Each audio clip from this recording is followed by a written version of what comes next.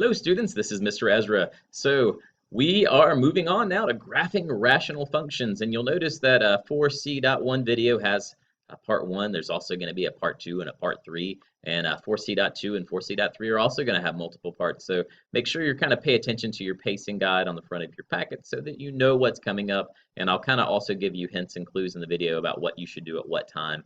There's a whole lot of cool stuff that goes along with graphing rational functions, and we're going to kind of talk about each one of those cool things separately, and then we'll bring them all together in the next week or two. So first, we're going to start with what's called a vertical asymptote, and I guess we should just get started with this. So to find a vertical asymptote, the first thing that you want to do is to factor the numerator and denominator if they can be factored, and then simplify.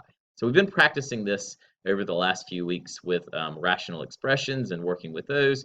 We're just going to continue to do that. Once we have factored it and simplified, any part of the denominator that is still left behind, we're going to set that equal to 0 and solve. And that will tell us what our vertical asymptotes are going to be. So, for example, here's our first example. We have a function where 3x minus 4 is over x minus 2. Now, my first step was to factor if possible, but in this case, not possible, right? So to find that vertical asymptote, I am going to set the denominator equal to 0 and solve. So my asymptote is x equals positive 2, because I would add 2 to the right. So this VA here stands for vertical asymptote. There's a whole bunch of other stuff. We're not going to get to all of that other stuff just yet. We're going to just talk about vertical asymptotes today. So the vertical asymptote is x equals 2, and you need the x equals in there because that is a linear equation that represents this vertical asymptote. On the graph, you want to go to positive 2 on the x-axis and draw yourself a dashed line that goes down through 2. And on the x-axis, you want to find 2 and draw a dashed line that goes down through 2. And that is your vertical asymptote. And we'll add more to this graph a little bit later. That's it for now. Now, why is it a vertical asymptote? Remember, we cannot divide by 0.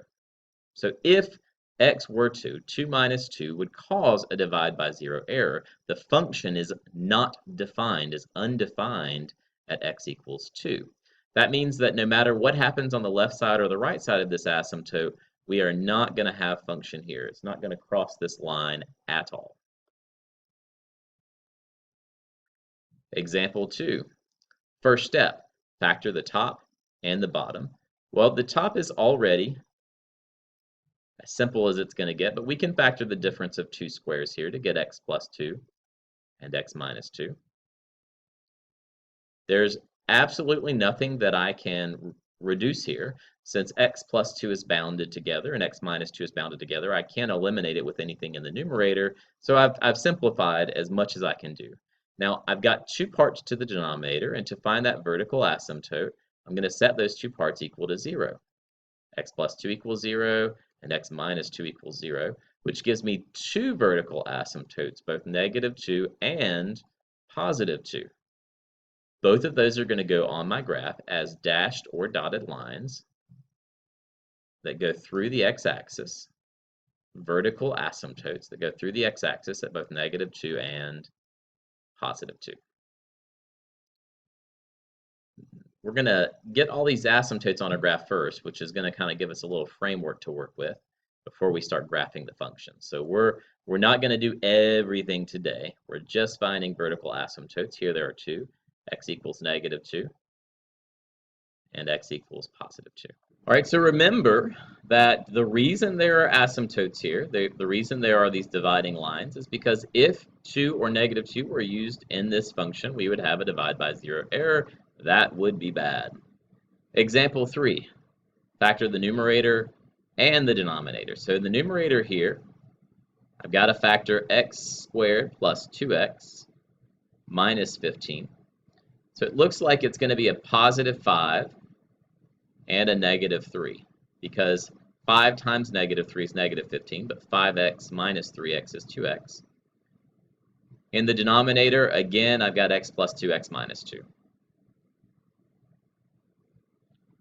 Well, I want to reduce, but there's nothing in the numerator that can reduce with anything in the denominator. So this is my simplified form of this function.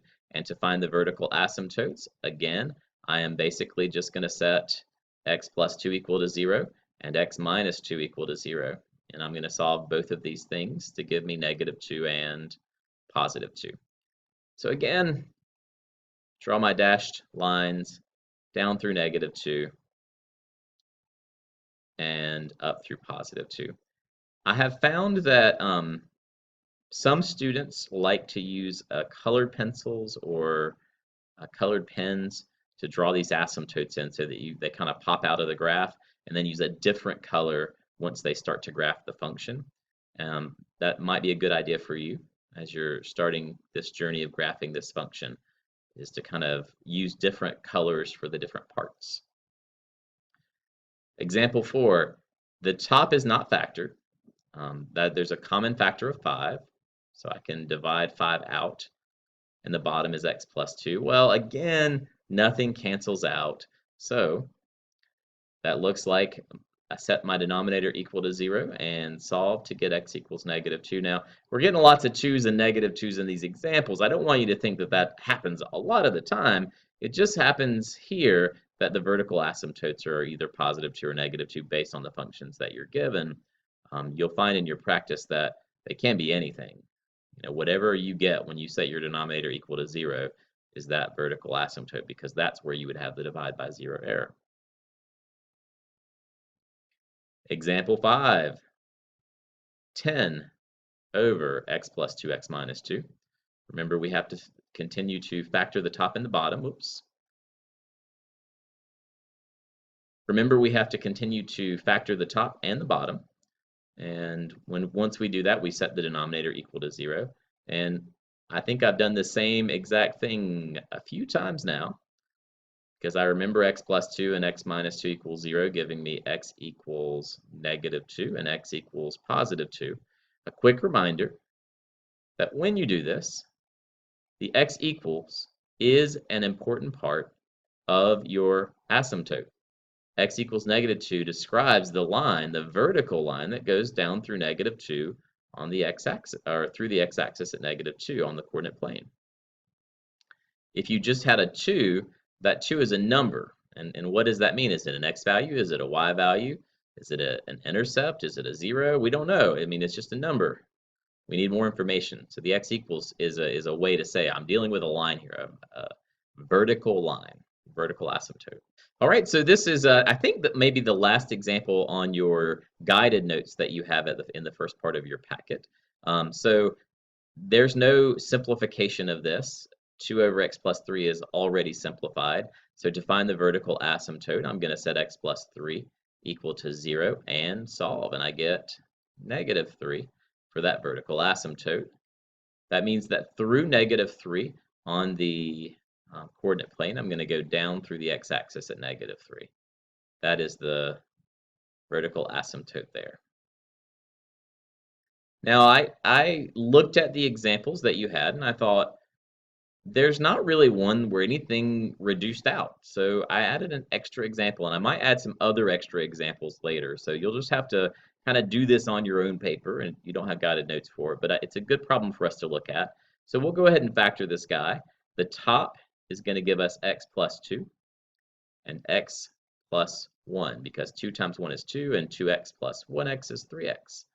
Our new denominator, our factor denominator, is going to be, let's see, x plus 2 and x minus 3. Because 2 times -3 is -6, 2x minus 3x is -1x. So I factored it. What do you notice this time? Well, this one actually reduces. Something cancels out. And since that something cancels out, the plus 2 is not going to be used to find the vertical asymptote, only what's left behind. So what's left behind here, and I guess I'm kind of running out of room, so I'll just come up here. It's going to be x plus 1 over x minus 3. That's all that's left behind. Well, my vertical asymptote is only going to come from what's left behind. So I'm going to set the x minus 3 equal to 0 and solve, and I get x equals +3. That is my vertical asymptote. Now, if you're wondering, well, what about the x plus 2? It has an important part to play in the graph as well. We're just going to talk about that in another video.